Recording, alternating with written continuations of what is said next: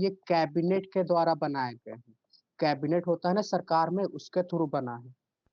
फिर आयोग की बात करें, जैसे मानव अधिकार आयोग, महिला अधिकार आयोग, ये सब क्या होते हैं? असंवैधानिक बॉडी होते हैं। समझ आया आपको? से लोकपाल, लोकपाल आपको याद रखना है।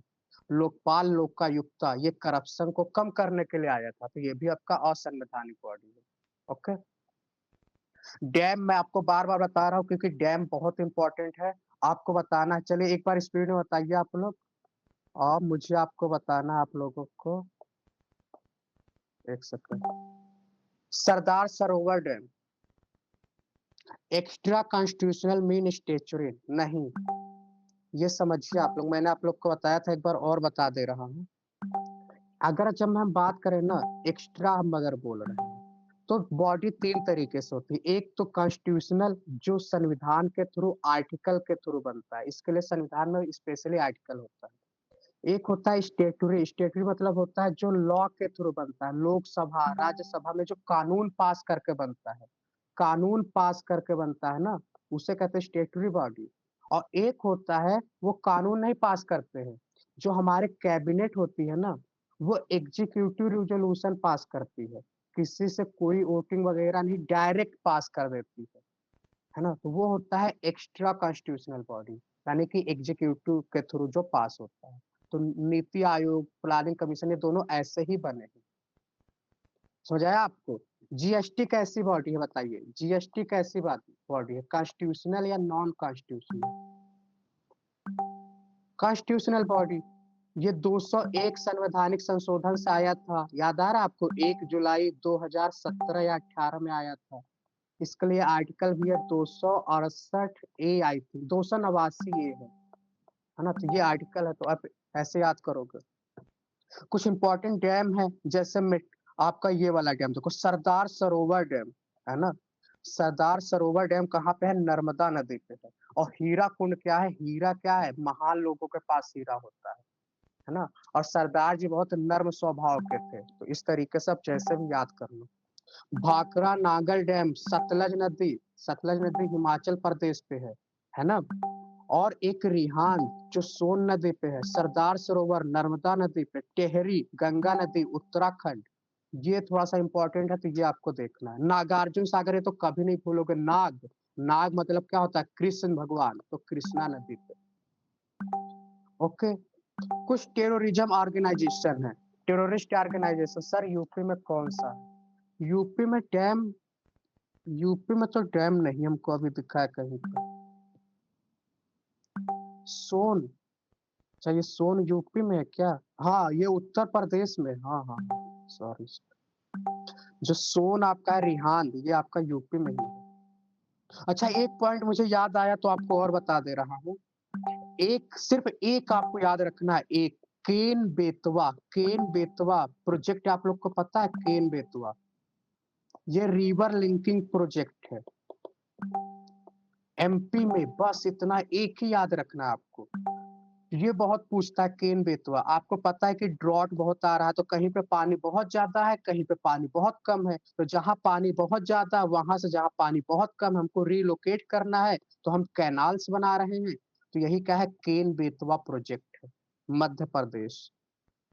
अब आप देख रहे हो इसमें अपने देश में जो वेस्ट एशिया है, वहां पे ढेर सारे क्या हो रहे हैं? टेररिस्ट ऑर्गेनाइजेशन है, और लगातार वहां पे युद्ध जैसा सिचुएशन है। तो आपने देखा होगा हिजबुल्ला, हिजबुल्ला कहाँ पे है? लेबनान में। हौदी, हौदी कहाँ पे है? यमन में। Hamas, Gaza. तो ये 3H आपको दिख रहा होगा, 3H। आपको 3H अगर दिखे तो कहाँ पे समझ जाओगे आप? जो अपना इंडिया है, इंडिया के वेस्ट में, यहाँ पे सऊदी अरेबिया है, और यहाँ पे आपके लेबनान, इजराइल, उजराइल है, सीरिया, इराक। तो यहाँ पे 3H पाए जाते हैं। ओके। ISIS आप लोग जानते ही हैं, ये सीरिया, अफगानिस्तान में है।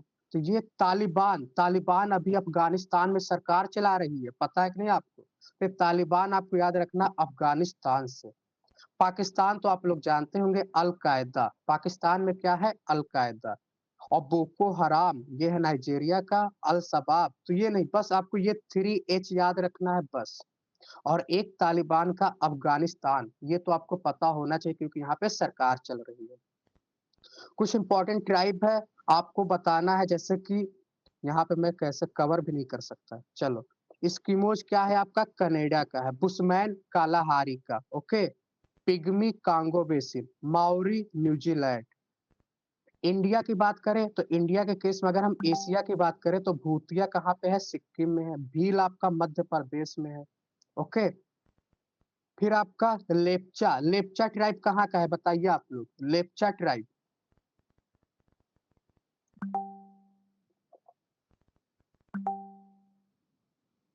ओके। लेप्चा सिक्किम, सही बताया आपने। इजराइल, तो ये क्या है? सिक्किम हो गया। बकरवाल, बकरवाल कहाँ की है बताइए? बकरवाल हिमालयन रीजन में है ना, बकरवाल। डोंगरी बताइए, डोंगरी, डोंगरी कहाँ का ट्राइब है? डोंगरी कहाँ का ट्राइब है? जम्मू एंड कश्मीर। तो बस यही कुछ मेन इंपॉर्टेंट है जो आपको याद रखना है। अफ्रीका वाला तो आप लोग जानते ही हैं। अच्छा, अफ्रीका में जो वो पाया जाता है, सहारा डेजर्ट, सहारा डेजर्ट में कौन से पाए जाते हैं ट्राइब? अफ्रीका के सहारा डेजर्ट में। हाँ, बकरवाल आपका जम्मू कश्मीर में है। बुशमैन, बुशमैन तो मैंने आपको कालाहारी डेजर्ट बताया था। बुशमैन आपका कालाहारी डेजर्ट, और कालाहारी डेजर्ट आपके ना अफ्रीका के साउथ अफ्रीका में। नेग्रो के, निग्रो। चलिए, तो ये हमने कुछ इंपॉर्टेंट ट्राइबल देखे, इसको बार बार आपको देखना जब तक कि याद न हो जाए। अच्छा, ट्राइबल की अगर हम बात करें तो मैंने आपको ये भारत है, और भारत के बाद मैंने आपको ये अंडमान निकोबार, यहाँ पे कुछ मैंने इंपॉर्टेंट ट्राइब्स आपको बताए थे, कुछ याद आ रहा है? सोम्पेन, सोम्पेन, और एक सेंटिनलीज, सेंटिनलीज है, याद आया आपको? जारवा, बहुत सही, सेंटिनलीज। गोंड पूछता है, गोंड आपका कहाँ पे है? गोंड ट्राइब, ये आपका सेंट्रल और ईस्टर्न इंडिया में है। जो एमपी, ये सारे इंडिया है ना, सेंटर इंडिया और ईस्ट इंडिया में आपका ये गोंड है। चलिए, अब आते हैं आज के टॉपिक के ऊपर। आज हमारा करंट अफेयर है, और हम करंट अफेयर में बहुत इंपॉर्टेंट चीजें करेंगे। पर दुख की बात यह है ना, करंट अफेयर का आउटपुट रेशियो बहुत कम होता है। तो मैं, आउटपुट रेशियो बहुत कम है। हाँ मैम, रिकॉर्डिंग हो रहा है। करंट अफेयर का आउटपुट रेशियो बहुत कम होता है, तो इसीलिए हम सिर्फ वही करेंगे जहां से क्वेश्चन आ रहा है। और हम ये गारंटी के साथ बता रहे हैं कि अगर, जैसे आप अगर मेरा लेक्चर देख के करंट अफेयर के क्वेश्चन नहीं कर पाए, तो जो 10 लेक्चर देख रहा है ना, वो भी नहीं कर पाएगा, क्योंकि इसका कोई सिलेबस नहीं है, और आप इसको याद भी नहीं कर पाओगे। तो मैं वही चीज बताऊंगा जो सस्टेनेबल है, जो आप याद कर सको और आप एग्जाम में उसे रिप्लिकेट कर सको। तो आपको टेंशन नहीं लेना है करंट अफेयर का। तो चलिए, कुछ इंपॉर्टेंट चीज देखेंगे। जैसे अभी हमारा ना प्रवासी भारतीय दिवस हुआ था। प्रवासी भारतीय दिवस आपको पता है, जब गांधी जी इंडिया आए थे। और गांधी जी इंडिया कब आए थे, याद आ रहा है कुछ आप लोग को? 9 जनवरी या 10 जनवरी को इंडिया आए हुए थे, 1915 में। तो जब गांधी जी इंडिया आते हैं तो उसी लिए प्रवासी भारतीय दिवस मनाया जाता है। और ये इस बार जो मनाया गया आपके भुवनेश्वर, उड़ीसा में मनाया गया, है ना? तो कहाँ पे मनाया गया? भुवनेश्वर, उड़ीसा में मनाया गया, okay. AI summit, AI summit बहुत इंपॉर्टेंट है, क्योंकि ये पहली बार एआई पे सबमिट हुआ है। और ये पहली बार सबमिट हुआ है, कहाँ पे हुआ है? ये पेरिस में। इंडोनेशिया आए थे गेस्ट शायद। हाँ, सही गेस्ट बताया आपने, इंडोनेशिया का कोई गेस्ट आया था, ओके। एआई, एआई समिट कहाँ पे हुआ है? पेरिस। अब आपको कैसे पता चलेगा? पेरिस जो है ना बहुत एडवांस है। और एक चीज और इसके साथ मैं आपको कनेक्ट कर दूं, 2015 में एक पेरिस कॉन्फ्रेंस हुआ था। आपको कुछ याद आ रहा है? 2015 में पेरिस कॉन्फ्रेंस हुआ था, बहुत इंपॉर्टेंट है। 2015 का जो पेरिस कॉन्फ्रेंस हुआ था ना, वहां पे एक इंडियन गवर्नमेंट और फ्रांस की सरकार ने एक शपथ लिया था। शपथ ये लिया था कि हम क्लाइमेट को कम करेंगे। और यहीं पे एक इंटरनेशनल ऑर्गेनाइजेशन बनता है, आईएसए। International solar organisation. और इस ऑर्गेनाइजेशन की अच्छी बात ये है कि इसका जो हेड क्वार्टर है वो इंडिया में है। इंडिया के कहाँ पे है? गुरुग्राम में। तो इंडिया में अगर देखें इंटरनेशनल ऑर्गेनाइजेशन, उसका हेडक्वार्टर इंडिया में, तो ये छोटी मोटी बात नहीं है। तो इससे आपके दो क्वेश्चन बने। पेरिस कॉन्फ्रेंस इंडिया फ्रांस, और कौन सा आईएसए ग्रुप बना? Okay, international solar alliance. तो ये फ्रांस आपको एआई से याद रखो, एआई। ओके, फिर आते हैं अगले पे। फिर आता है आपका G7। G7 बहुत इंपॉर्टेंट है, डेवलपिंग कंट्री का एक कॉन्फ्रेंस होता है, हर साल होता है। और इस बार जो हुआ था कनाडा में हुआ था। कनाडा में कहाँ हुआ था? कैनेस्किस। कनाडा में कैनेस्किस में हुआ था। तो ये आपको याद रखना है। तो G7 कनाडा, बस इतना भी आप याद रखें बहुत है। ब्रिक्स। ब्रिक्स आप लोग जानते हैं, ब्राजील, रसिया, इंडिया, चाइना, साउथ अफ्रीका। ये तो 5 कंट्री हैं, लेकिन अभी इसमें 6 और कंट्री ऐड होकर टोटल 11 कंट्री हो गए हैं।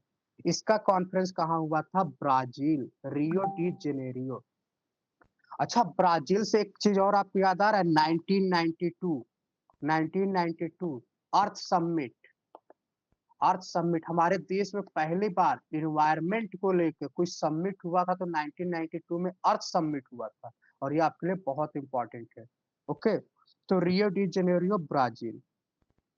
फिर इसके बाद है G20। G20 का इंडिया मेंबर है या नहीं, आप लोग बताइए। क्या G20 का इंडिया मेंबर है?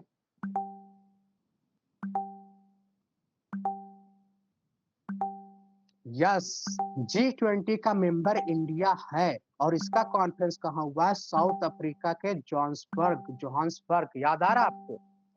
G7 का मेंबर नहीं है। G7 का मेंबर नहीं है, G20 का मेंबर है। समझ आया आपको? G20 का मेंबर है, ये आपको याद रखना है। ओके, तो बताइए, इतना आप लोग याद कर लेंगे? मैं कंफ्यूज हूँ। अच्छा अच्छा, चलिए, कंफ्यूज नहीं होना आपको। मैं फिर से एक बार बता रहा हूँ। G7, G20। G7 जो है ना, इसमें पहले 8 लोग थे, तो इसे बोलते थे G8 बोलते थे। 2014 में क्या होता है? रसिया जो है ये बाहर हो जाता है। क्यों? क्योंकि यूक्रेन में, यूक्रेन का जो क्रीमिया वाला एरिया था ना, उसको ये एनेक्स कर लेता है, तो इसे बाहर कर दिया जाता है। तब से ये G7 कंट्री है। तो G7, अब आपको पता है कि इंडिया की कंडीशन इतनी अच्छी नहीं है कि हम टॉप 7 रैंक में आ जाए। अभी हम लोगों को बहुत ग्रोथ करना है, तो इसलिए हमारा जो रैंक है टॉप 20 में है, ना कि टॉप 7 में। तो कुछ भी आप ट्रिक बना के आप ऐसे याद कर लो। ओके, चलो, अब आते हैं लखनऊ को यूनेस्को के क्रिएटिव सिटी में रखा गया। हाँ, ऐसे इसमें तो 5 कंट्री है, जैसे बनारस को भी रखा गया है, हैदराबाद को भी रखा गया है। तो 5-6 कंट्री को रखा गया है ना? तो वो हम देख लेंगे। चलिए, अब आते हैं हम आगे की ओर, अपने टॉपिक पे चलते हैं। और अब हम करेंगे इम्पोर्टेंट डेज। तो इम्पोर्टेंट डेज करने के लिए सबसे पहले आप देखिए, आपके स्क्रीन पर दिख रहा होगा 22 मार्च। 22 मार्च को क्या मनाते हैं? बताइए, आप ही लोग बताइए। World water day. 22 अप्रैल को क्या मनाते हैं? वर्ल्ड अर्थ डे। 22 मई को क्या मनाते हैं? वर्ल्ड बायोडाइवर्सिटी डे, यानी कि जैव विविधता दिवस। अब देखिए, इसको याद कैसे करेंगे। होता क्या है, 22 मार्च को अपने देश में पानी नहीं था, तो लोगों ने आंदोलन किया, तो अपने देश में पानी आ गया। जब पानी आ गया, तो अब पानी को रखा कहाँ जाए, उसके लिए कुछ चाहिए, तो हम लोगों ने अर्थ का डिमांड किया। तो 22 मार्च अप्रैल को क्या हुआ? अर्थ आया। फिर जब अर्थ आ गया, तो अब कहे यार पानी को यूज कहाँ करें? तो पानी को प्लांट, वेजिटेशन, डाइवर्सिटी में फैलाया गया, तो खूब ढेर सारे बायोडाइवर्सिटी किए गए। तो ये वर्ड वाटर आया, वाटर आया तो फिर अर्थ आया, और अर्थ आया को बायो को डाइवर्स किया गया, जैव विविधता दिवस, बहुत इंपॉर्टेंट। ये तीनों इतना इम्पोर्टेंट है कि आपको याद रखना है, और मैंने आपको ट्रिक भी बता दिया। तो इस तरीके से 22 मार्च, 22 अप्रैल, 22 मई, ये 3 आपको याद हो गए। ओके? अब आते हैं, धीरे-धीरे इसको हम देखेंगे तब हमको और समझ में आने वाला है। अब आते हैं जनवरी पे, सबसे पहले जनवरी देखेंगे। तो जनवरी में मैंने सबसे पहले अगर हम देखें सबसे इम्पोर्टेंट चीज़ क्या है? कुछ याद आ रहा है जनवरी में आपको? 9 जनवरी। 9 जनवरी को आपने देखा, वो मनाते हैं। ये तो आपको हमेशा याद रहेगा। 26 जनवरी को आपको पता ही है क्या मनाते हैं? रिपब्लिक डे मनाते हैं। ये भी आपको पता रहेगा। फिर आते हैं 2 फरवरी। 2 फरवरी को मैंने आपको कुछ बताया था, याद करिए। 2 फरवरी,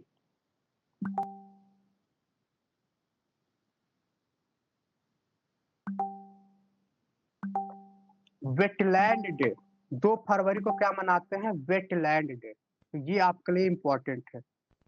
और एक चीज़ और अगर हम देखें जनवरी में, अगर कुछ और अभी हम देखें, पूरा आपको नहीं बताएँगे, धीरे-धीरे आपको बता रहे हैं। वैसे तो जनवरी में ढेर सारा है, पर क्वेश्चन जो आता है ना वही हम आपको बता रहे हैं।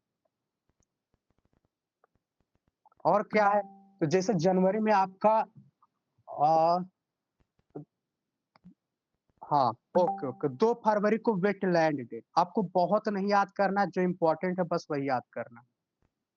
फिर आते हैं इसके बाद विज्ञान दिवस। विज्ञान दिवस कब मनाते हैं? 28 फरवरी को। 28 फरवरी को क्या मनाते हैं? राष्ट्रीय विज्ञान दिवस। ओके? इसके बाद क्या मनाते हैं? महिला दिवस। महिला दिवस कब मनाते हैं? 8 मार्च को अंतर्राष्ट्रीय महिला दिवस। ये तो आप लोग वैसे भी नहीं भूलोगे। मैं ऐसे महिला लिख दे रहा हूँ ताकि आप समझ जाएँगे। फिर इसके बाद मैंने आपको बता ही दिया, 22 मार्च मैंने आपको बता ही दिया। 22 मार्च मैंने आपको बता ही दिया वाटर को लेके। फिर आते हैं 23 मार्च। 23 मार्च मौसम, वाटर है तो मौसम को लेके है। हालाँकि मौसम वाला आप रहने दो, मौसम अभी नहीं याद करना है।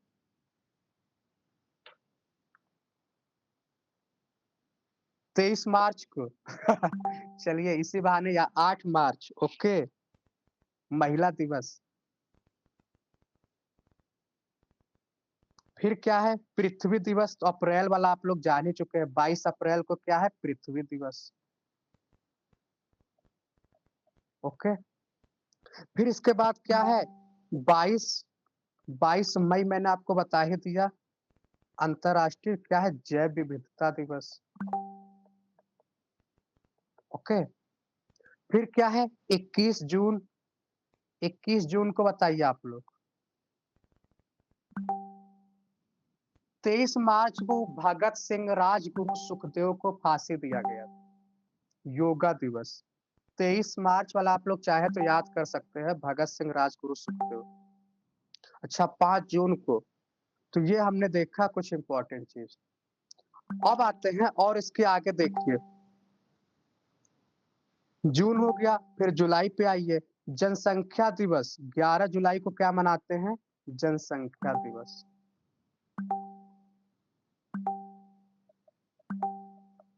ओके? जनसंख्या दिवस हो गया। अब 11 जुलाई के बाद क्या मनाते हैं? राष्ट्रीय खेल दिवस, 29 अगस्त। अभी ये सब आपको याद होगा, राष्ट्रीय खेल दिवस।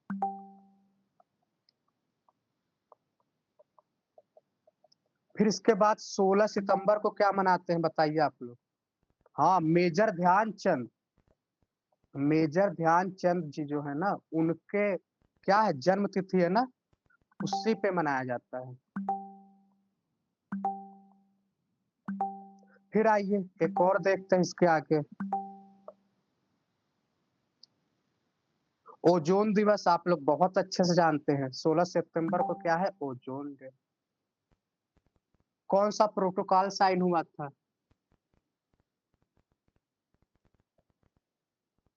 कौन सा प्रोटोकॉल साइन हुआ था बताइए आप लोग, वो जून दिन वाले दिन कौन सा प्रोटोकॉल साइन हुआ था? फिर 1 सितंबर मॉन्ट्रियल प्रोटोकॉल आपको याद रखना है। फिर आप लोग जानते हैं सितंबर, अक्टूबर, नवंबर में आइए, 21 नवंबर, दिसंबर में क्या है, 21 दिसंबर को क्या मनाते हैं बताइए आप लोग? नहीं, एड्स दिवस, एड्स डे कब मनाते हैं? 1 दिसंबर को, 1 को मनाते हैं ना? ओके, ये वाला याद रखना, इसका फुल फॉर्म तो आप लोग को आता ही है। ओके, फिर एक है कंज्यूमर डे, 24 दिसंबर को क्या करते हैं? कंज्यूमर, राष्ट्रीय नेशनल कंज्यूमर डे। ओके, ये तो हमने कुछ देखा ऐसे बेसिक बेसिक। अब कुछ और एक इम्पोर्टेंट देख लेते हैं जो आपके एग्जाम में आ सकता है। Computer literacy day. Okay okay. Panchayati Raj Diwas कब मनाते हैं बताइए आप लोग? पंचायती राज दिवस कब मनाते हैं? 24 अप्रैल को। पंचायती राज दिवस 24 अप्रैल को मनाते हैं। ओके, राष्ट्रीय युवा दिवस बताइए, राष्ट्रीय युवा दिवस, युवा दिवस कब मनाते हैं? 12 जनवरी को। Good governance index, good good governance day कब मनाते हैं बताइए आप लोग? गुड मतलब सुशासन दिवस कब मनाते हैं? 25 दिसंबर। आई थिंक इसी दिन जो अटल बिहारी वाजपेयी जी का जन्म हुआ था ना, तो इसी उपलक्ष्य में अटल बिहारी वाजपेयी, शायद, अभी ये कंफर्म नहीं, मैं एक बार देख लूंगा, है ना? एक दिवस दिवस तो आप लोग जान ही चुके हैं। बस एक इम्पोर्टेंट और है, विश्व विश्व ब्रेल, ब्रेल जानते हैं आप लोग? विश्व ब्रेल दिवस। हाँ, वो लिपियां जो अंधे लोग होते हैं, तो 4 जनवरी को मनाते हैं। संविधान दिवस कब मनाते हैं? ओके, 12 जनवरी, 8 अगस्त को वो यूथ दिवस। ओके, संविधान दिवस कब मनाते हैं बताइए आप लोग? संविधान दिवस, संविधान बताइए आप लोग? 26 नवंबर हमारा संविधान बन के तैयार हुआ था ना, 26 नवंबर को संविधान दिवस। ओके, और जीएसटी दिवस कब मनाते हैं बताइए? जीएसटी डे कब मनाते हैं? जीएसटी किस दिन इम्प्लीमेंट हुआ था? 1 जुलाई। बहुत सही। और एक और इम्पोर्टेंट डे अभी मुझे याद नहीं आ रहा है, चलिए, तो ये जीएसटी डे हमने देखा। बस इतना आपको याद रखना है, और 1-2 और है जो मैं आपको बताऊँगा, है ना? मैं आपको ग्रुप में भेजूँगा तो वहाँ से आप देख लेना। हाँ, याद आया, मलेरिया दिवस कब मनाते हैं? मलेरिया दिवस, ये दिसंबर में मनाते हैं आई थिंक, मलेरिया दिवस। मलेरिया आप लोग बताइए?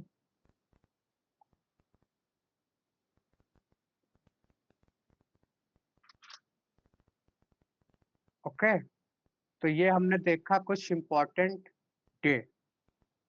इस अब आते हैं आगे।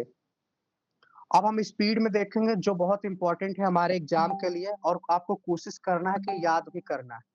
तो आपको पता है हमारे हमारे देश का, हम लोग अपने देश का पहला स्पेस स्टेशन बनाने की कोशिश कर रहे हैं। अभी तक एक इंटरनेशनल स्पेस स्टेशन है जो 5 देशों ने मिलकर बनाया था। चाइना अपना बना चुका है, स्पेस स्टेशन चाइना बना चुका है।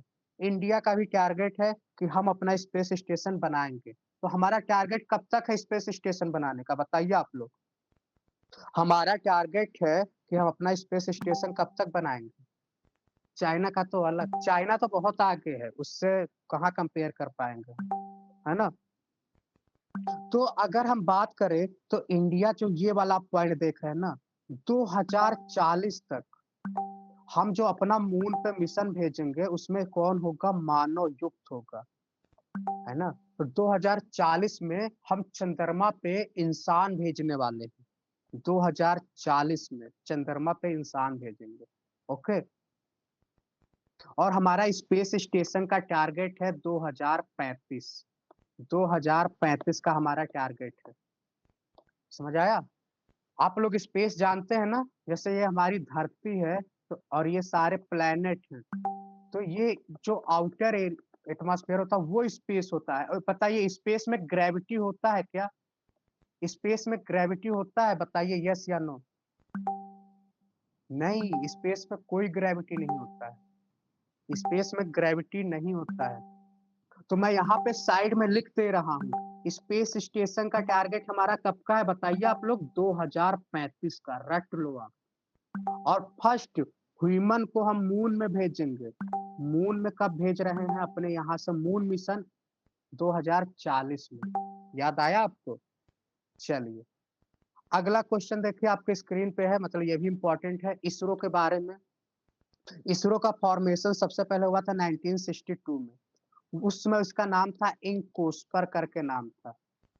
फिर क्या होता है 1969 में क्या होता है, इसका नाम चेंज करके इसरो कर दिया जाता है। इसरो का फुल फॉर्म आप लोग को आना चाहिए। इसरो और नासा का फुल फॉर्म आपको आना चाहिए। ओके? फिर इंडिया पहली बार कोई स्पेस मिशन लॉन्च करता है तो उसका नाम है सैटेलाइट जो लॉन्च करता आर्यभट्ट। आर्यभट्ट जी के बारे में आप लोग जानते हैं? सबसे पहला सैटेलाइट इंडिया का है कोई? Indian space research organisation 40 year old man को मून पर भेजेंगे। हाँ, ये भी जैसे भी याद कर लीजिए आप लोग। 1969। ओके? फिर इसके बाद क्या होता है, हम लोगों ने अगर आप कोई भी सैटेलाइट को स्पेस में लॉन्च करते हो ना, तो उसके लिए आपके पास क्या होना चाहिए? सैटेलाइट लॉन्च व्हीकल चाहिए, जिसके थ्रू हम लोग स्पेस में लॉन्च करते हैं। तो सबसे पहले जो व्हीकल बना था हमारा SLV-3 बना था। SLV-3 बना था। फिर बना ASLV, फिर बना PSLV, फिर GSLV mark 2, GSLV mark 3। Okay? तो आप एक चीज देख लो कैसे इवोल्यूशन हो रहा है। तो कई बार आप ऑप्शन को ना सिर्फ ऐसे भी कर सकते हो। एक एक चीज ऐड होता जा रहा है। SLV था, एक ऐड हो गया, दो ऐड हुआ। तो अगर जब भी आप देखो ना MCQ अगर कर रहे हो और क्वेश्चन पूछे पहले कौन आया बाद में कौन आया, स्पेशली साइंस टेक में, तो आप देखो क्या, जैसे मान लो मार्क 2 है, मार्क 2 है तो सिंपल सी बात है अगला जो आएगा वो 3 आएगा, अगला जो आएगा वो 4 आएगा।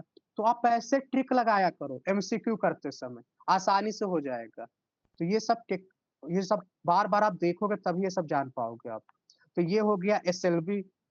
इसके बाद क्या होता है, राकेश शर्मा जी पहली बार स्पेस में गए थे। इंडिया का कोई इंसान जो स्पेस में गया था वो राकेश शर्मा जी हैं 1984 में। ओके?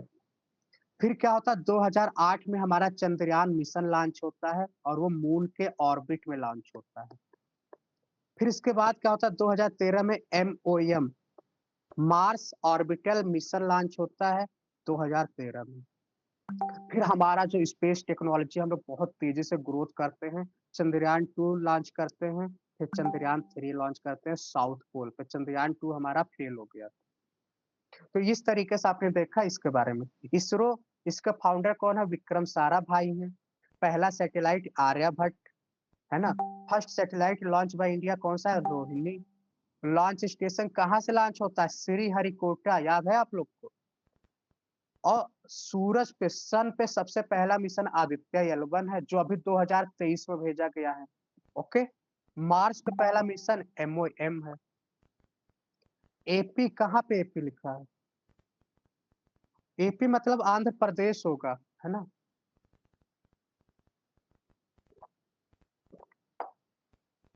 अब आइए, अब कुछ इंडेक्स हम देखने वाले हैं जो इम्पोर्टेंट है आपके लिए।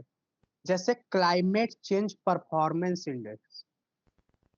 क्लाइमेट चेंज परफॉर्मेंस इंडेक्स जो है इसे निकालता है जर्मन वाच। एक ऑर्गेनाइजेशन है जर्मन वाच से निकालता है। पहला, दूसरा, तीसरे रैंक पे कोई नहीं है। चौथे रैंक पे जो आपका है डेनमार्क है। और इंडिया किस नंबर पे है? इंडिया आपका 10वें नंबर पे है। तो क्लाइमेट चेंज में हम लोगों का परफॉर्मेंस है 10वें रैंक पे है। अब आप इसको कैसे याद करोगे? क्लाइमेट चेंज, हमारी सरकार बहुत काम कर रही है क्लाइमेट चेंज पे, आपने देखा ही होगा, है ना? तो हमारा हम लोग इतना कोशिश किए, उसके बावजूद हमारा रैंक 10 है। इसी तरीके से climate risk index, climate risk index कौन निकालता है? ये क्लाइमेट रिस्क इंडेक्स निकालता है इंडिया, सॉरी इंडिया कह रहे, उसका नाम जर्मन वाचक है नहीं। तो इसको कैसे याद करोगे? रिस्क, RIS के रिस्क, SIS 6, तो रिस्क से क्या है 6, तो क्या है आपका इंडिया का रैंक है 6ठा। तो क्लाइमेट रिस्क इंडेक्स में इंडिया का रैंक है 6। यूएनडीपी बहुत इंपॉर्टेंट है आपके लिए, यूनाइटेड नेशन डेवलपमेंट प्रोग्राम, ये यूनाइटेड नेशन का एक बॉडी है। ये कब बना था? 1965 में बना था। ओके, और इसका काम क्या है? पॉवर्टी रिडक्शन, ये सब डेवलपमेंट करना, पॉवर्टी रिडक्शन। इंडिया इसका मेंबर है। ये एक इंडेक्स निकालता है, एचडीआई ह्यूमन डेवलपमेंट इंडेक्स निकालता है। ओके, और इसमें इंडेक्स कोई भी निकालता है ना, तो उसके कुछ क्राइटेरिया होती है, हम किस आधार पे बता रहे हैं कि यहाँ गरीबी है। उसके लिए क्या है? 3 डायमेंशन है। क्या डायमेंशन है? लॉन्ग एंड हेल्दी लाइफ देखते हैं, नॉलेज देखते हैं, और डिसेंट ऑफ लिविंग स्टैंडर्ड। ये 3 डायमेंशन के आधार पे लोग रैंकिंग बनाते हैं। हेल्दी लाइफ में क्या है? लाइफ एक्सपेक्टेंसी एट बर्थ, है ना? और नॉलेज में क्या देखते हैं कि कितने बच्चे एक्सपेक्टिंग ईयर ऑफ स्कूलिंग, और कितने बच्चे स्कूल कितने साल तक करते हैं, और एजुकेशन इंडेक्स देखते हैं। फिर क्या है? जीएनआई देखते हैं, ग्रॉस नेशनल इनकम, ये सारी चीजें देखते हैं, तब जाके एचटीआई इंडेक्स तैयार होता है। तो ये 3 चीज आपको अपने ध्यान में रखना है। इंडिया की रैंक की अगर हम बात करें, तो इंडिया का रैंक है 130। क्या है? 130, मतलब कि हम ह्यूमन डेवलपमेंट इंडेक्स में 130वें नंबर पे हैं। हमारा बहुत बुरा हाल है, चाइना हमसे आगे है, श्रीलंका हमसे आगे है, बांग्लादेश हमसे आगे है। ओके, तो ये कहानी है। नंबर 1 पे क्या है? आइसलैंड, आइसलैंड है, तो ये लोग नंबर 1 पे है। ओके, अच्छा एक चीज बताइए आप लोग, हैप्पीनेस इंडेक्स में नंबर 1 पे कौन है? ये कंट्री ऐसा है, लगातार 8वीं बार फर्स्ट रैंक पे है हैप्पीनेस इंडेक्स में। अगर किसी को कंफ्यूजन हो रहा है, तो इसके लिए मैं एक ट्रिक बता रहा हूँ आपको। हैप्पी, और हैप्पी कौन होता है? फन। हैप्पी मतलब होता है फन, तो फन मतलब फिनलैंड, एफ मतलब क्या होता है? फिनलैंड। तो हैप्पी फिनलैंड। तो जब भी हैप्पी आएगा तो लोग हैप्पी में क्या करते हैं? फन करते हैं, तो फन क्या होता है? फिनलैंड होता है। इतना समझ आया आपको? अब हम देखते हैं, इंडिया का रैंक हमने देख ही लिया है, ये इंडिया का रैंक हमने 130 देख लिया है। टोटल कंट्री की बात करें तो 193 कंट्री में इंडिया का ये रैंक है। अब एक चीज और देखिए आप लोग, अच्छा इसको मैं लिख ही दे रहा हूँ, नहीं तो।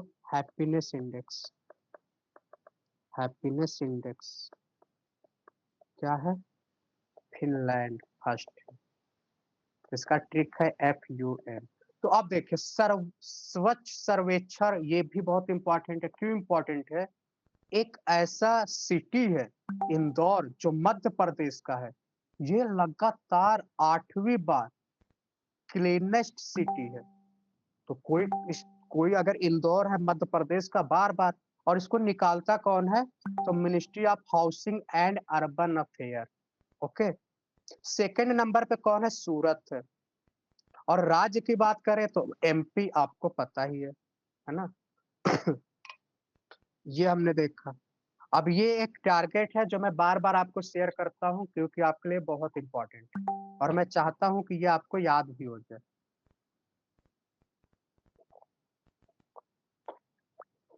अच्छा, ये ऑन पेपर हो रहा है? पता नहीं, मैं तो गया नहीं हूँ। अब देखिए, इंडिया का टारगेट है नेट जीरो। नेट जीरो का टारगेट क्या है बताइए आप लोग? 2070। ओके, 2070 तक हम लोग क्या कर देंगे? अपने,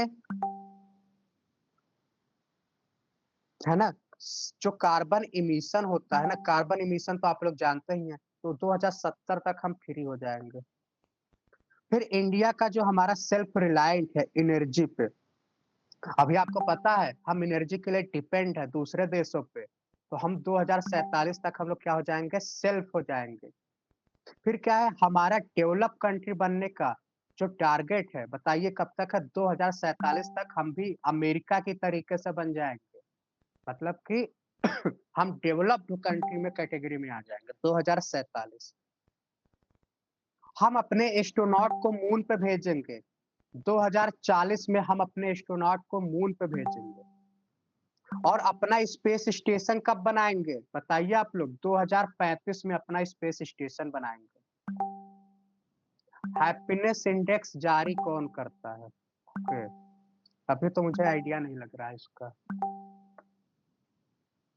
अभी मैं क्या करूँगा ना जितने भी इंडेक्स है, सबको मैं एक पास रख के और सारे इंडेक्स में ना एक कनेक्शन बनाऊँगा, फिर आपको बताऊँगा। तब आपको वो अच्छे से याद हो जाएगा। अभी मैं अगर ऐसे ऊपर-ऊपर इंडेक्स बताऊँगा तो आप भूल जाओगे, है ना? जैसे एसटीजी में अगर 130 है, तो इसको मैंने क्या कैसे याद किया है 130 अगर एसटीजी का रैंक है, तो 118 लोग इसमें से क्या है हैप्पीनेस है, फिर 115 है, फिर 105 है, तो इस तरीके से ये ट्रिक है, तो वो मैं बताऊँगा आपको। चलिए, तो ये हमने देखा थर्ड लार्जेस्ट इकोनॉमी 2030 तक हम हो जाएँगे। अच्छा इकोनॉमी में अभी हम चौथे नंबर पे हैं। चंद्रयान 4 हम कब लॉन्च कर रहे हैं? 2028 तक और एक चीज़ और, चंद्रयान जो 5 हम लॉन्च करेंगे ना, वो हम 2 देशों से मिलके एक जापान के साथ हम मिल के लॉन्च करेंगे। जापान के स्पेस एजेंसी का नाम है जाक्सा, है ना? तो चंद्रयान 5 हम जापान के साथ मिल के लॉन्च करेंगे। तो इतना आपको हो गया। चलिए आगे चलते हैं। क्वेश्चन मैंने देखा है कि 2024 वाला जो लोकसभा चुनाव है ना, उससे क्वेश्चन पूछ रहा है। तो मैंने सोचा क्यों ना हल्का-सा कुछ इम्पोर्टेंट चीज़ आपको दे दूँ। चलिए, तो आप देख रहे होंगे और इतने 48% फीमेल ने इस बार वोट दिया है, पिछली बार से आपने देखा है कि इंक्रीज़ हुआ है ना? और सबसे ज़्यादा जो फीमेल इलेक्टर हैं, वो कहाँ पे हैं? पुडुचेरी में है और फिर नंबर 2 पे आपका केरला है, ओके? हाईएस्ट परसेंटेज शेयर की बात करें अगर फीमेल इलेक्टर की, तो कहाँ पे है ये? पुडुचेरी और नंबर 2 पे आपका केरल है। अब देखो आप नंबर इस चुनाव में कुछ सर्वे गलत भी होता है, भूखा नंगा पाकिस्तान और बांग्लादेश कैसे हैं? हाँ, बात तो आपकी सही है। इंडेक्स भी कई सारी चीज़ें गलत ही होती हैं। पाकिस्तान हमसे आगे नहीं है, श्रीलंका और बांग्लादेश हमसे आगे है। ओके, अब आपको एक चीज़ बताओ जो फीमेल है ना 800 महिलाओं ने इलेक्शन में कंटेस्ट किया था मतलब भाग लिया था, ओके? और 2019 वाले चुनाव में 726 तो महिलाओं की संख्या 800 महिलाएँ जो हैं चुनाव में उठी थी। उसमें से अगर हम देखें सबसे ज़्यादा महिलाएँ जो थी ना महाराष्ट्र से थी।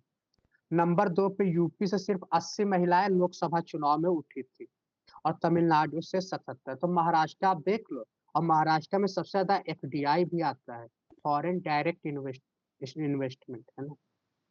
फिर इसके बाद और देखो आप, जब रिजल्ट आया था लोकसभा चुनाव का, तो 6 नेशनल पार्टीज़ हैं। आपको पता है 6 नेशनल पार्टी मैंने आपको बताया है, 1 नहीं, 2 नहीं, 3-3 बार आपको बताया है मैंने। एक ऐसा सीट था लोकसभा चुनाव में, जो सूरत में था और सूरत में उसके विपक्ष में कोई उठा ही नहीं था। एक उठा था जैसे एक कांग्रेस का था उसने नॉमिनेशन वापस ले लिया। तो आप देख रहे हो गुजरात में कितना दादागिरी चल रहा है। भाई ये फिर डेमोक्रेसी कहाँ से रह गई? आप किसी को चुनाव में उठने ही नहीं दे रहे हो, धमकी दे के उसको नॉमिनेशन वापस करवा दे रहे हो। तो अकेले उठोगे तो आप जीत ही जाओगे। अभी बिहार के मोकामा में ऐसे हुआ था।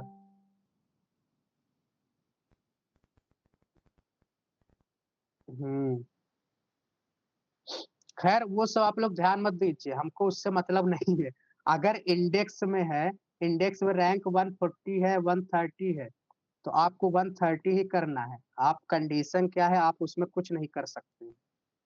तो गुजरात का एक सीट है जहाँ पे कोई भी अपोजिशन में नहीं है।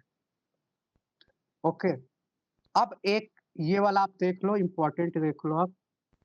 हाँ, ये देखो पार्लियामेंट्री 2024 नॉमिनेशन इतने लोग वो कंपेयर्ड, ये था। और क्या था? Parliament constituency highest number of nomination कहाँ पे हुआ था? तेलंगाना के मल्काजगिरी में। मल्कागिरी जो है ना, तेलंगाना में सबसे ज्यादा नॉमिनेशन यहाँ पे किए थे। और सबसे कम कहाँ पे? डिब्रूगढ़, ये असम में है। खैर ये इंपॉर्टेंट नहीं, जो मेन था वो मैंने बता दिया। अब आते हैं, आपको पता है वीमेन रिजर्वेशन बिल जो है ना, ये पास हुआ है। इससे रिजर्वेशन कहाँ कहाँ दिया जाएगा? लोकसभा में, बार बार बता रहा हूँ, और विधानसभा में दिया जाता है। लेजिस्लेटिव असेंबली और राज्यसभा में इनको रिजर्वेशन नहीं दिया जाएगा। ओके, तो ये आपको रट्टा मारना है, सिर्फ लोकसभा विधानसभा में ही रिजर्वेशन है। और इस स्कीम का क्या नाम है? नारी शक्ति वंदन अधिनियम। और ये रिजर्वेशन कितने साल तक दिया जाएगा? 15 साल तक। फिर 15 साल के बाद फिर उसे संविधान में संशोधन करके अमेंडमेंट किया जाएगा। और ये 106 संवैधानिक संशोधन से आया था, लोकसभा चुनाव के पहले। ओके, अब आइए नोबेल प्राइज। नोबेल प्राइज में आपके सामने ढेर सारे हैं, बस आपको सिर्फ दो याद रखना है, एक शांति वाला और एक साहित्य वाला। तो साहित्य मतलब होता है लिटरेचर, तो लिटरेचर एल से शुरू होता है और इनका नाम भी एल से शुरू होता है, तो ये आप कर लोगे, लास्चलो कांशव होरपाई, है ना। और नोबेल शांति वाला है तो मारिया जी को आप लोग जानते ही हैं। तो मारिया जो है ये कहाँ की है? मैक्सिको की आई थिंक है ये। वेनेजुएला, सॉरी, ये वेनेजुएला की है। और यहाँ पे डेमोक्रेसी की बात करती है। ये कहती है बैलेट। बैलेट जानते हैं ना, बैलेट ओवर गन। ये कहते हैं गन, गन के बजाय किस पे चुनाव होना चाहिए? बैलेट पे होना चाहिए। बैलेट को ज्यादा पावरफुल माना इन्होंने। तो इसका मैंने टिक भी बताया था, मारिया क्रांति मचा दो, शांति में कुछ नहीं रखा है। तो मारिया क्रांति मचा दो, है ना, शांति में कुछ नहीं रखा, तो आप ऐसे समझ लो। लिटरेचर वाला क्या है? तो लिटरेचर में इन्होंने दो चीज इनका है, जैसे क्या है ये, सेंटेटागो और हॉस्ट, ये दो इनका लिटरेचर है। तो हो सकता है एमसीक्यू में पूछ ले। और ये कहाँ के हैं? हंगरी। हंगरी का ग्रास लैंड बताइए आप लोग। हंगरी में मैंने ग्रास लैंड बताया था, हंगरी का ग्रास लैंड बताइए। Okay, पुस्ताज, प्रेनाथ pump south. हंगरी है तो पास्ता खा, है ना। तो इस तरीके से आप हंगरी वाला आपका याद है। तो ये नोबेल प्राइज है। और अगर आप देखना चाहें तो आपके स्क्रीन पे दिख रहा है चिकित्सा। चिकित्सा में कौन है? Mary, Fred Ramsdell, Shimon Sakaguchi. भौतिकी और रसायन, तो ये आप देख लेंगे। ये कोशिश करिए ये दोनों आपको याद हो, लिटरेचर और शांति। अब आते हैं कुछ स्पोर्ट्स वाले न्यूज देखेंगे। और मैंने देखा है कि जो आपका एलटी ग्रेड वाला सिलेबस है ना, उसमें स्पेसिफिकली लिखा हुआ है कि स्पोर्ट्स पे आपके आएंगे करंट अफेयर। तो हम एक बार इसको स्पीड में देखेंगे। चलिए, आप ध्यान से देखना इससे। कबड्डी विश्व कप 2025, इसका आयोजन कहाँ हुआ है? इंग्लैंड में। कबड्डी विश्व कप का आयोजन कहाँ हो रहा है? इंग्लैंड में। और कबड्डी में पुरुषों में और महिलाओं में किस टीम ने खिताब जीता? तो भारत ने। भाई कबड्डी में भारत को कौन हरा पाएगा? कबड्डी हमारा गेम है, खो खो हमारा गेम है, इसमें हमको कौन हरा पाएगा? है ना। तो कबड्डी हो गया, इसमें भारत इसका विनर रहा है ना। हम लोग बचपन से खेलते आ रहे हैं, तो इसमें हम हार ही नहीं सकते हैं। फिर देखिए, महिला प्रीमियर लीग, ये भी हटा दीजिए। 38 राष्ट्रीय खेल 2025, ये कहाँ पे हुआ है? उत्तराखंड में। राष्ट्रीय खेल उत्तराखंड। ओके, इसका आदर्श वाक्य क्या है? संकल्प से शिखर तक। और इसमें सबसे राष्ट्रीय खेल में शीर्ष पे कौन रहा है? तो सर्विस स्पोर्ट्स कंट्रोल बोर्ड, ये फर्स्ट पे रहा है। और महाराष्ट्र आपका सेकंड पे रहा है, महाराष्ट्र सेकंड पे था। ओके, और इसका शुभांकर क्या है? मौली, एक हिमालय की पक्षी है वो मौली, क्या है इसकी? शुभांकर है, शुभंकर जोगी। तो राष्ट्रीय खेल आपने देखा कहाँ तो हो रहा? उत्तराखंड में, आपको ये याद रखना है। फिर आता है खो-खो, खो-खो के बारे में तो आप लोग जानते ही हैं। ये कहाँ पे हुआ? इंदिरा गांधी स्टेडियम जो है ना नई दिल्ली में हुआ। शुभंकर शुभंकर एक तरीके से सिंबल होता है। मतलब जब भी आप देखते हो ना तो कोई स्पोर्ट्स गेम होता है तो उसपे लोगो बना होता है। जैसे आप ओलंपिक जब देखते हो तो ओलंपिक में ऐसे लोगो बना होता है। आपने नोटिस किया है? तो ये जो लोगो देखते हैं ना आप, ये 5 कॉन्टिनेंट को दर्शाता है। 5 कॉन्टिनेंट को दर्शाते हैं, Asia, north America, south America, Europe और अफ्रीका। ओके। फिर पहला खो-खो आपने देखा महिला जीता भारत में हुआ था। फिर आपने देखा पहली हॉकी, ये भी अभी आपको पहली हॉकी इंडिया लीग कहाँ पे हुआ 2024-25 में? रांची, झारखंड और उड़ीसा के राउरकेला में हुआ। अच्छा, राउरकेला किसी प्लांट के लिए फेमस है क्या?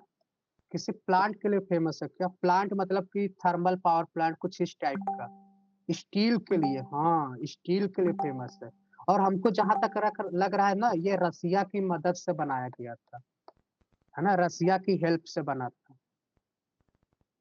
ओके, तो राउरकेला भी आपको याद रखना है, ये उसके लिए फेमस है। फिर इसमें किस टीम ने जीता? तो उड़ीसा वॉरियर्स ने हॉकी में महिला में जीत हासिल की। ये देखें फिडे, फिडे क्या है? विश्व शतरंज चैंपियनशिप 2024 में कहाँ हुआ था? सिंगापुर में। सबसे कम उम्र की आयु में डी गुकेश यानी कि भारत के इन्होंने विनर रहा। तो ये आपको याद रखना है, डी गुकेश। इसके बाद आप देखेंगे 45 शतरंज ओलंपियाड, ओलंपियाड कहाँ पे हुआ? बुडापेस्ट, हंगरी में। हंगरी, हंगरी, हंगरी कहाँ पे है? यूरोप में है क्या? हंगरी। ओके, चलिए ये ओलंपियाड ओपन, तो इस ओलंपियाड ओपन वर्ग महिला और प्रतियोगी में कौन विनर बना? भारत। तो आपने देखा ओलंपियाड में भी भारत विनर है, चाहे वो महिला हो या चाहे ओपन, दोनों में, है ना? अब देखो आईसीसी आप लोग जानते ही होंगे, अंतरराष्ट्रीय क्रिकेट परिषद, इंटरनेशनल क्रिकेट काउंसिल, इसके अध्यक्ष किसे चुना गया है? जय शाह। ये अमित शाह जी के सबसे टैलेंटेड बेटे, है ना? तो अमित शाह जी के बेटे हैं जय शाह जी, इनको क्या किया गया है? बनाया गया। राउरकेला जर्मनी की कंपनी से हेल्प होता है। ओके ओके, इसको लिख लेते हैं हम, ये जर्मनी। Okay, steel plant.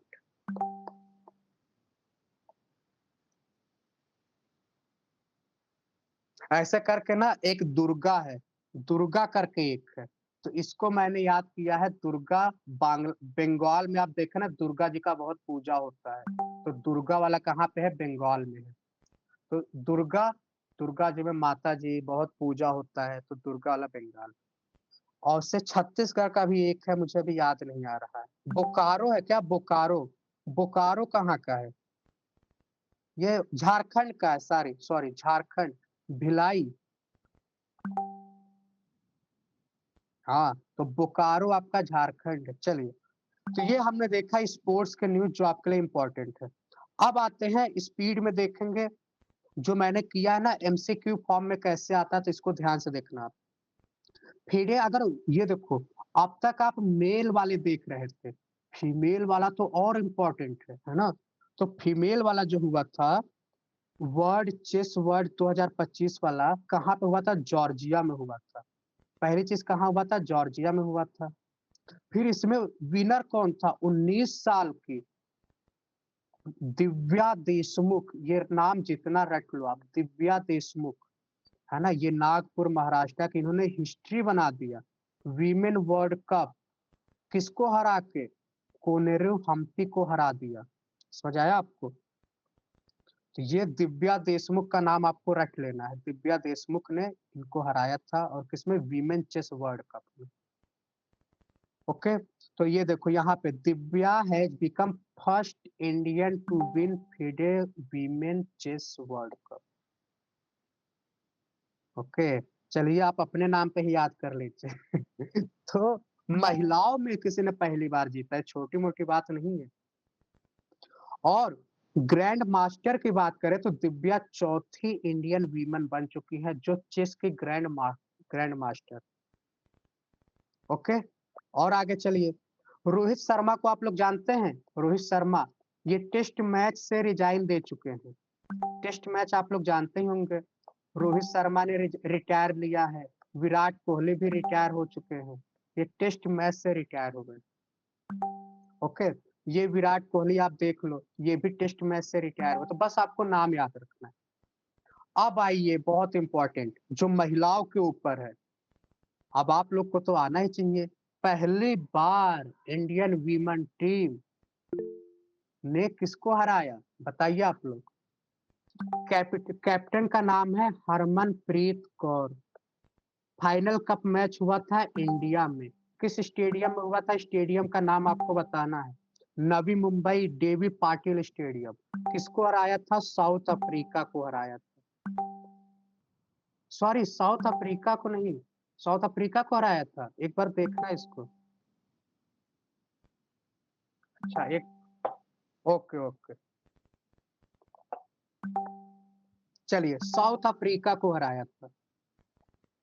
अब एक चीज मैं इससे लिंक करूंगा।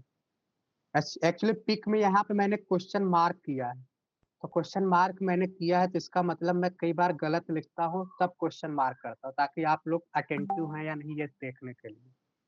ओके, तो ये आपने देखा, तो साउथ अफ्रीका को हरा के बना था। ये हरमनप्रीत कैप्टन है। स्टेडियम का नाम तो आपको याद रखना है, नवी मुंबई देवी पाटिल स्टेडियम। फिर देखिए इंडिया आपका अब तक कितने वर्ल्ड कप जीता है? तो 1983 वाला जो वर्ल्ड कप था ना, कौन थे? कपिल देव। फिर इसके बाद एम एस धोनी 2011 में। फिर Rohit Sharma T20 world cup 2024 में। और अब एक नाम और ज्वाइन हो गया हरमनप्रीत कौर का 2025 में। ओके, ये क्वेश्चन आपके स्क्रीन पे है। आईसीसी वर्ल्ड टेस्ट चैंपियनशिप हुआ था अभी, और इस चैंपियनशिप में क्या हुआ था? किसके बीच हुआ था? साउथ अफ्रीका और इंग्लैंड के बीच हुआ था, और साउथ अफ्रीका ने इंग्लैंड को हरा दिया। ओके तो ये बस याद रखना, साउथ अफ्रीका विनर था। एक जगह साउथ अफ्रीका हारा, एक जगह जीत गया। चलिए इतना हो गया। अब आगे चलिए, ये वाला स्क्रीन पे आपके क्वेश्चन दिख रहा होगा। Kho kho India winter game. Kho kho India winter game कहाँ पे है? तो ये हुआ था, विंटर गेम है ना, तो विंटर गेम कहाँ होता है आप लोग बताइए। विंटर गेम वही होगा जहाँ पे बर्फ गिरता था, लद्दाख में हुआ था। ओके, और इसमें क्या हुआ था? तो ये लद्दाख बस आपको याद रखना है। आर्मी जो है वो फर्स्ट आई थी, 18 मेडल के साथ ये आर्मी वाले मेडल पाए थे, फर्स्ट वो जीत गए थे। और ये 2 फेज में हुआ था, पहला फेज लद्दाख में, दूसरा जम्मू कश्मीर में।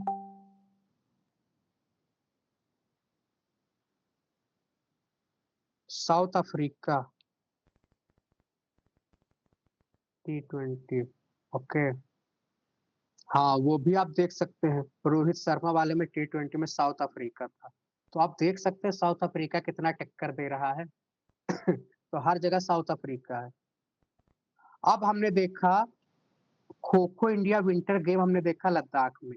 ये वाला क्वेश्चन देखिए, ये 57 नेशनल खो खो चैंपियनशिप, ये कहाँ पे हुआ था? हमारे उड़ीसा के पुरी में हुआ था। तो बस इतना याद रखना है। इंडिया में बात करें तो ये उड़ीसा में हुआ था। चलिए अब देखिए, खेलो India para game. Para game याद आ रहा है आपको?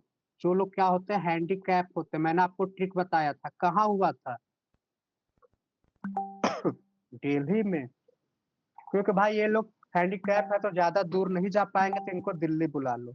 ओके, और इसका ऑफिशियल मैस्कॉट क्या था? Ujjwala, inspired by house sparrow. तो बस आपको यही याद रखना है, कहाँ पे हुआ था? दिल्ली में हुआ था। Kabaddi world cup. Kabaddi world cup कहाँ पे हुआ था? इंग्लैंड में। कहाँ पे?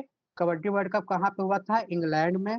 और इसमें विनर कौन था? दोनों, मेंस विमेंस दोनों वर्ल्ड कप टाइटल हम लोग पाए थे। तो बस आपको याद रखना, कबड्डी कहाँ हुआ था? इंग्लैंड। भारत में नहीं हुआ था, इंग्लैंड में हुआ था। ओके। 38 नेशनल गेम बहुत इंपॉर्टेंट है। तो नेशनल गेम क्या है, ये कहाँ हुआ था, नेशनल गेम कहाँ हुआ था बताइए आप लोग।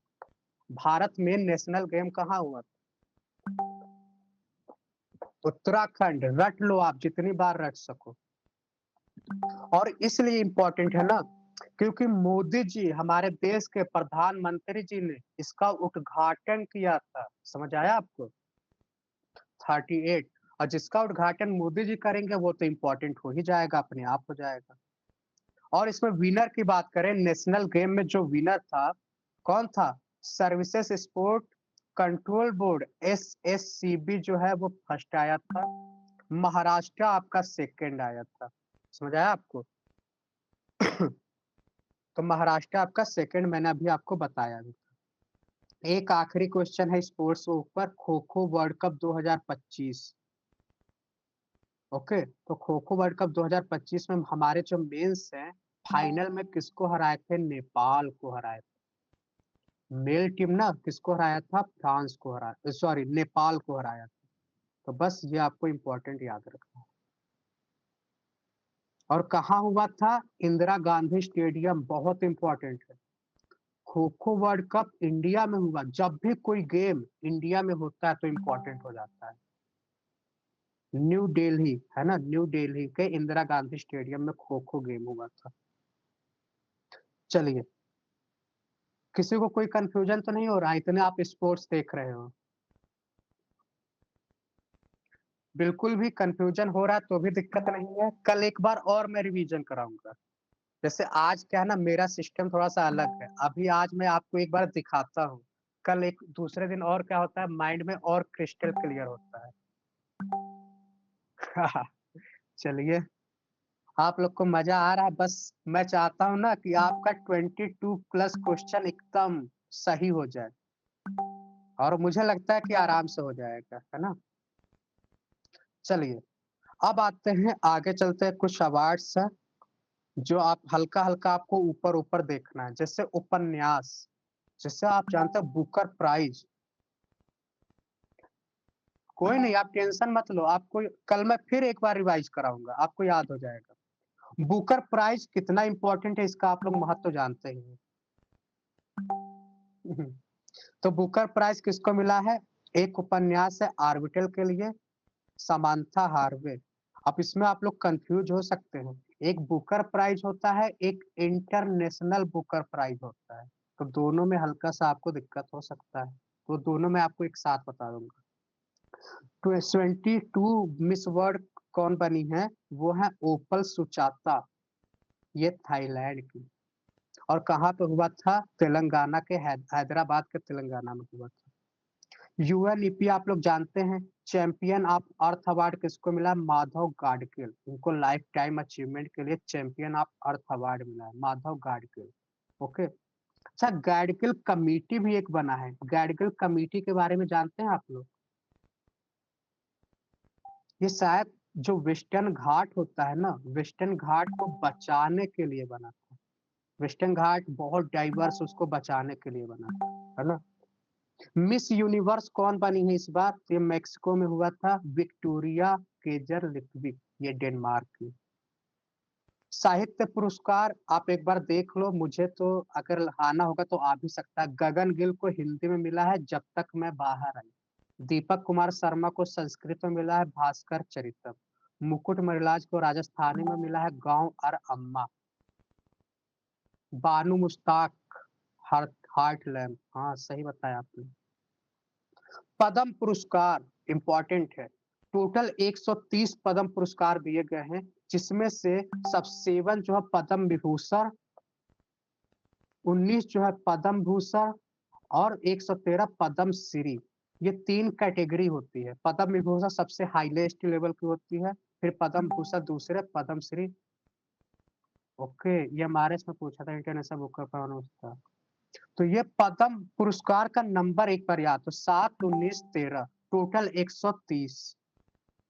अब आते हैं, कई बार पद्म पुरस्कार में जो पद्म विभूषण है ना, चूंकि ये इंपॉर्टेंट है, तो 7 लोगों को दिया गया है। कौन कौन है आप एक बार स्क्रीन पे देखो। दवूर नागेश्वरी रेड्डी, इनको मेडिसिन में। फिर क्या है, न्यायमूर्ति है जगदीश सिंह खेजर। फिर क्या है, कुदुमनी रजनीकांत लखिया, ये गुजरात की है। लक्ष्मी नारायण सुब्रमण्यम कला में। और 3 लोगों को मरने के बाद मिला है। ये 3 लोग हैं जो मर चुके हैं। जैसे वासुदेवन नायर साहित्य में, ओसामू सुजुकी व्यापार यानी उद्योग में, और शारदा सिन्हा कला। तो कैसे एक एक भी याद कर लो तो बहुत है। सुजुकी, सुजुकी बाइक जानते हो आप लोग ना? बाइक, बाइक क्या होता है? बाइक चलाते ही होंगे लोग। तो सुजुकी बाइक होता है। तो अब बाइक कौन होता है? उद्योग ही तो होता है, व्यापारी ही तो होता है। तो सुजुकी आप ऐसे याद कर लो, व्यापार से। सुजुकी उद्योग। शारदा सिंह बिहार की हैं। इनको भी कला में मिला है, जो मरने के बाद इनको मिला है ना? तो इस तरीके से शारदा नाम बिहार में लोगों का ज्यादा होता है, मैंने देखा है। तो लोग गायिका भी हैं, तो इस तरीके से याद कर लो। सरस्वती सम्मान किसको मिला है? तो सरस्वती सम्मान मिला है महोपाध्याय भद्रेश दास स्वामी को, सरस्वती सम्मान। ओके। व्यास सम्मान सूर्य बालाजी को मिला है। इनका उपन्यास है कौन देश के वासी, कौन देश के वासी। अब देखिए, जो अंतरराष्ट्रीय बुकर प्राइज है, अभी आपने बताया भी था, ये हार्ट लैम्प है। किसको मिला है? बानू मुश्ताक। इसका अनुवाद किसने किया था? दीपा भास्ती, है ना? ये कन्नड़ में अनुवाद किया था इन्होंने। इस तरीके से इनको ये मिला था। एक मास्टर ऑफ सैंड अवार्ड, जो आप लोग देखे ना, जो सैंड से मूर्ति बना देते हैं, है ना? सैंड के थ्रू बहुत अच्छे अच्छे वो कलाकारी करते हैं। तो पहली बार किसी इंडियन को मिला है। वो कौन है? सुदर्शन पटनायक। और कहीं भी पटनायक दिख जाए तो समझ जाओ ये लोग उड़ीसा के ही होंगे, है ना? तो Sudarshan Patnaik sand master award England ने इनको दिया। ये पहले इंडियन है जिनको ये मास्टर का अवार्ड मिला है। ओके। 4 एस्ट्रोनॉट हैं, ये 4 एस्ट्रोनॉट हैं जो गगनयान मिशन होगा ना। गगनयान मिशन जानते ही हैं। हम लोग पहली बार एस्ट्रोनॉट को स्पेस में भेज रहे हैं। एस्ट्रोनॉट को स्पेस में भेजेंगे कब? 2027 में। और कहाँ भेजेंगे? लो अर्थ ऑर्बिट में। कितने? 3 दिनों के लिए भेजेंगे, फिर वो वापस आ जाएंगे। तो इस मिशन का नाम है गगनयान मिशन। और कौन कौन है? तो हमारे एक तो फेमस है शुभांशु शुक्ला। शुभांशु शुक्ला को आप लोग जानते ही होंगे, अभी ये स्पेस में गए हुए थे, आ गए। एक्जियोम 4 मिशन नाम था इसका। इसके साथ 4 लोग और जा रहे हैं, अजीत कृष्णन, बाला कृष्णन। देखो, कृष्णन कृष्णन, बाला कृष्णन, अजीत कृष्णन और शुभांशु शुक्ला तो आपको याद होगा ही। और एक थे अंगद प्रताप। तो ये 4 लोग जा रहे हैं। ओके। ये कुछ स्पोर्ट्स के अवार्ड हैं। ये आप अभी फैक्चुअल ज्यादा हो जाएगा, तो अब टी गुकेश देखो, मेजर ध्यानचंद वाला इनको अवार्ड मिला। ये हमने देखा। ओके। ये मैंने आपको कई बार कराया है। तो खेलो इंडिया पैरा आपका दिल्ली में हुआ था। शीतकालीन वाला लद्दाख में हुआ था। खेलो इंडिया बीच गेम आपका धोधली बीच दमन और दीव में हुआ था। खेलो इंडिया यूथ गेम, बिहार में यूथ बहुत है, तो ये बिहार में हुआ था। तो ये आपके लिए इम्पोर्टेंट है। ओके। अब देखो आपने चेंज नोटिस किया होगा ना, 2025 ईयर, 2026 ईयर, इसको घोषित किया जाता है कि 2026 इसके लिए फेमस है, इसके लिए इसको घोषित करते हैं। तो जो 2026 का ईयर है, उसे यूनाइटेड नेशन ने क्या डिक्लेयर किया है? International year of women farmer, international year of volunteers for sustainable development, या international year for rangeland and pastoralist. तो ये 2026 को यूनाइटेड नेशन ने क्या, तो आप एक भी याद कर लो, तो वीमेन फार्मर भी आप याद कर लो, तो आपके लिए बहुत। जैसे 2026 को क्या डिक्लेयर किया गया था? तो international year of cooperative, international year of quantum science, international year of glacier preservation. तो इसीलिए 2026 को ये डिक्लेयर किया गया है। ओके। अंगोला, आईएसए मैंने अभी बताया था, उसका 123वां सदस्य बना है। अर्जेंटीना डब्ल्यूएचओ से बाहर हो गया। डब्ल्यूएचओ आप लोग जानते हैं ना, ये घोषित करता है कि कौन-सा बीमारी पैंडेमिक है। जैसा अभी आपका कोविड आया था ना, तो उसको पैंडेमिक घोषित किया था। तो ये इंटरनेशनल लेवल पे हेल्थ पे काम करते हैं। जॉर्जिया, जॉर्जिया जानते हैं आप लोग? ये मलेरिया से मुक्त हो चुका है, ओके? मलेरिया मुक्त हो चुका है और मिस्र यानी कि ग्रीस भी मलेरिया से मुक्त हो चुका है। युगांडा में एक वायरस है डिंगा-डिंगा वायरस, तो डिंगा-डिंगा वायरस कहाँ है? युगांडा। और थाईलैंड जानते हैं आप लोग? थाईलैंड किधर है बताइए? किस कॉन्टिनेंट में थाईलैंड है? थाईलैंड आपका किस कॉन्टिनेंट में है? ये आपका इंडिया है, ये आपका बांग्लादेश है, म्यांमार है और ये आपका थाईलैंड है। तो यहाँ पे समलैंगिक विवाह को क्या हुआ है? अप्रूवल मिल गया है। समझे आप लोग? तो ये ऐसा हो तो थाईलैंड में क्या है? समलैंगिक विवाह हो रहा है। ओके, तो ये हमने देखा। अब देख लेते हैं ध्यान। तो आप डी गुकेश आपने देखा, एलजीबीटीक्यू, ओके। हरमनप्रीत सिंह, प्रवीण कुमार, मनु भाकर निशानेबाजी है, तो ये भी फेमस थी। तो इनको मेजर ध्यानचंद। अर्जुन पुरस्कार जो होता है ना आजीवन, जो अपनी लाइफ पूरा डिवोट कर देते हैं, तो सुच्चा सिंह को मिला है, मुरलीकांत, राजा राम पेटकर को मिला है तैराकी में। द्रोणाचार्य अवार्ड तो आप लोग जानते हैं गुरु के लिए मिलता है। तो सुभाष राणा जो है पैरा निशानेबाजी, दीपाली देशपांडे निशानेबाजी और संदीप सांगवन हॉकी। हालांकि ये पता नहीं याद होगा कि नहीं होगा, पर आपको टेंशन नहीं लेना है।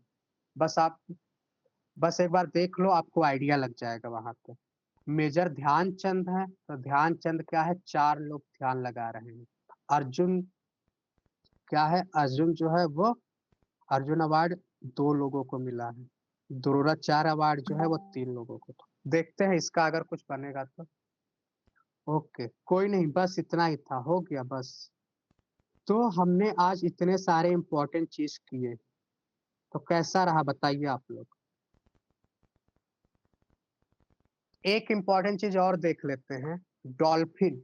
सबसे ज्यादा डॉल्फिन की अगर हम बात करें ना, तो सबसे ज्यादा डॉल्फिन आपका यूपी में है, ओके।